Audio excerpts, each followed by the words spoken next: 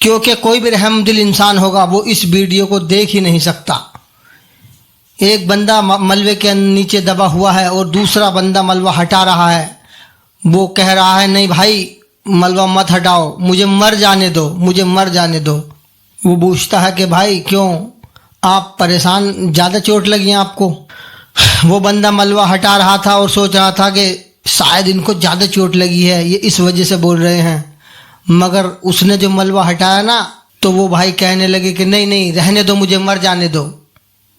مگر پھر اس نے کہا کہ تم نہیں جانتے کہ شاید میری جو یہ دونوں انگلیاں ہیں یہ میری دونوں بیٹیوں نے پکڑ رکھی ہیں جو میرے ساتھ ملبے کے نیچے دبی ہوئی ہیں۔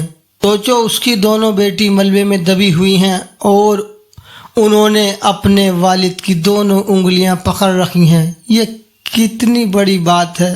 انسان اپنی اولاد کے لیے کماتا ہے اور سب کام کرتا ہے، اور جب اولاد ہی نہیں تو پھر اس کا اس دنیا میں رہنے کا ہی کیا مہتو ہے؟ کیونکہ کوئی بھی اولاد یہ سوچتی ہے کہ اس کا باپ ہیرو ہوتا ہے، وہ اسے بچا ہی لے گا۔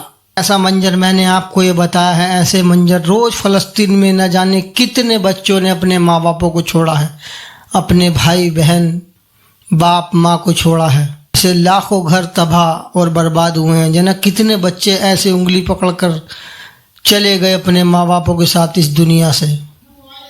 جن بچوں کو اپنے ماں باپ کا چہرہ بھی یاد نہیں ہوگا وہ اس دنیا سے چلے گئے ہیں، مگر اب ان کو بھوک سے مارا جا رہا ہے۔ ارے ظالم دنیا، کم سے کم غزہ کے لوگوں کا تو خیال ہوتا۔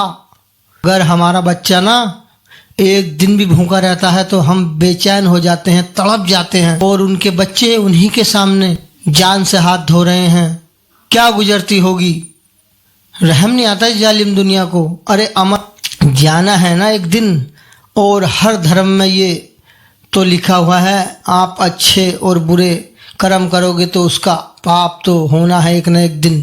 پھر اس رب کے بنائے ہوئے انسانوں پہ ظلم کرو گے تو وہ اس کا حساب لے گا نہیں لے گا؟ مگر وہ انسان نیک نہیں ہے۔ نیک انسان وہی ہوتا ہے جو کسی کے درد کو دیکھ کر درد سمجھ سکے۔